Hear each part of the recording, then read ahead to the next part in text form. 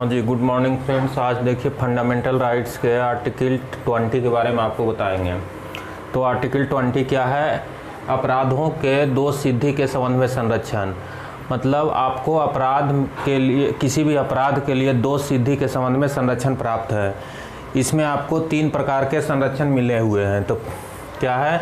पहला है कि कोई पूर्व पद प्रभाव कानून नहीं, मतलब अपराध के समय जो कानून है उसी के अनुसार अपराधी को सज़ा मिलेगी। ऐसा नहीं कि अपराध के समय जो कानून है और अपराध के समय यदि वो कानून के श्रेणी में आता है तभी अपराधी को सज़ा मिलेगी। ऐसा नहीं कि बाद में जैसे कोई अपराध आज हुआ, बाद में कोई कानून बना तो अपराधी को बैक डेट से जो है नया कानून बनने के बाद उस समय जो प्रावधान है उसके अनुसार सज़ा होगी, ऐसा नहीं है।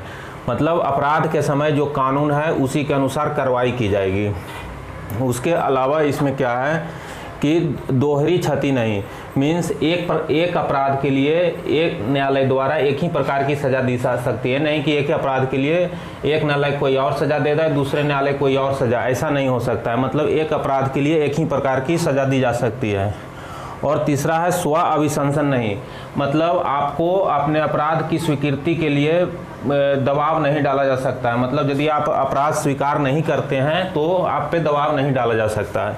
लेकिन इसमें कुछ अपवाद है, जैसे कोई पूर्व पद प्रभाव कानून केवल उन्हीं, मतलब यदि आपराधिक कानून है, कोई अपराध हुआ है तभी बैक डेट से वो प्रभावी नहीं होगा। लेकिन यदि कोई सिविल और कर कानून है तो वो बैक डेट से प्रभावी किया जा सकता है, क्योंकि उसमें सज़ा का प्रावधान नहीं होता है उस तरह का जिस तरह के आपराधिक कानूनों में होता है। ठीक है। और दूसरी चीज़ है दोहरी क्षति, मतलब एक अपराध के लिए एक ही बार सज़ा दी जा सकती है, 2 बार नहीं। लेकिन ये चीज़ जो है दोहरी क्षति वाला केस जो है विभागीय प्रशासनिक सुनवाई में नहीं। जैसे कोई व्यक्ति यदि कोई अपराध करता है तो उसके कोर्ट के द्वारा भी सज़ा दी जा सकती है, साथ में उसका यदि वो मान लीजिए कोई सरकारी कर्मचारी कोई करप्शन का केस करता है तो उसके करप्शन केस तो अलग कोर्ट में चलेगा, साथ में डिसिप्लिनरी एक्शन उसके डिपार्टमेंट में भी चल सकता है। तो ये केवल न्यायालय में दोहरी क्षति नहीं किससे सुरक्षा मिला हुआ है। मतलब न्यायालय में यदि कोई एक अपराध के लिए एक ही प्रकार की सज़ा दी जा सकती है, लेकिन न्यायालय के बाहर यदि कोई ऑर्गेनाइज जहां वो काम करता है वहां कोई जांच हो रही है तो उसकी जांच हो सकती है।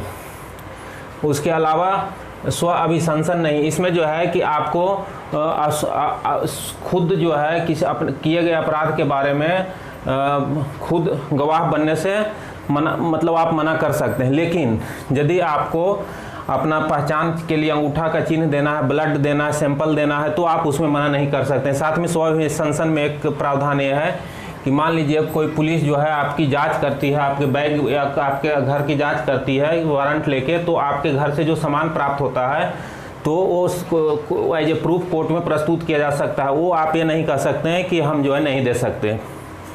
ठीक है। तो इस प्रकार आर्टिकल 20 जो है अपराधों के दोष सिद्धि के संबंध में आपको संरक्षण प्रदान करता है। दूसरा हो गया आर्टिकल 21।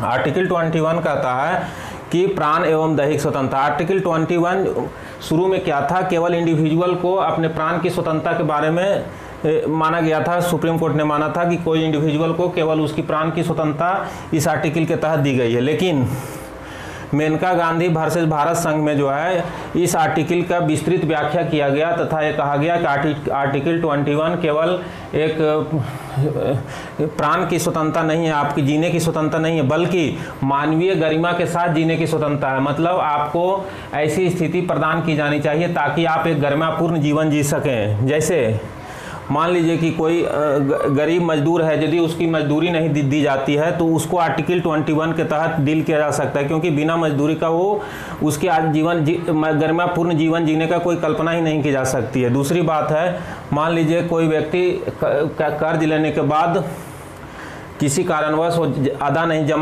नहीं कर पाता है, तो किसी केस में सुप्रीम कोर्ट ने डिसीजन दिया है कि उस पर यदि उसको जेल होती है तो ये भी आर्टिकल 21 के तहत डील किया जा सकता है कि भाई उसको जेल नहीं होना, यदि वो वास्तविक रीजन के कारण यदि वो कर्ज अदा नहीं कर पाता है। दूसरी बात है कि सामान्य अपराधियों को जो कि बहुत बड़े क्रिमिनल्स नहीं हैं, उनको हथकड़ी लगाने के विरुद्ध भी संरक्षण प्रदान किया गया है, वो भी आर्टिकल 21 के तहत। तीसरी बात है एकांतता का अधिकार, मतलब आप जो है आपको कोई परेशान नहीं कर सकता है। आप मान लीजिए किसी से फ़ोन से बात कर रहे हैं तो फ़ोन टैपिंग नहीं किया जा सकता है। ये सारे चीज़ जो है आपको इस आर्टिकल 21 के तहत आपकी संरक्षण दिया गया है। दूसरी बात है कि आपको जैसे प्रदूषित दिल्ली जैसे शहरों में हवा प्रदूषित रहती है तो उसको भी आर्टिकल 21 के तहत दिल के, क्योंकि इसमें भी एक है कि आपको स्वच्छ पर्यावरण, स्वच्छ वातावरण, खुली हवा में रहने की स्वतंत्रता है। और लास्ट हो गया आजीविका का आधार।